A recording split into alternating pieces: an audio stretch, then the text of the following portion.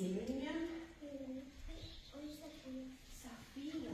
Öeldud, et elas kord ühes väikses külas. Armas ja heasüdamlik tüdruk. Ema armastas teda väga. Aga vanaema veelgi rohkem. Kas te mäletate, kus vanaema elas? Mis loom see on? Elevant, absoluut õige. Nii, aga lähme siis. Aga nüüd on veel huvitav loom, aga mis loom see on? Õige. Nii. Aga kas te teate, mis loom see on? Õige. Aga see... No, super.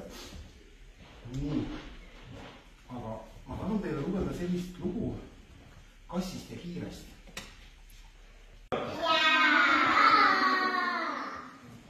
See on väga lühike ja ilma hääle.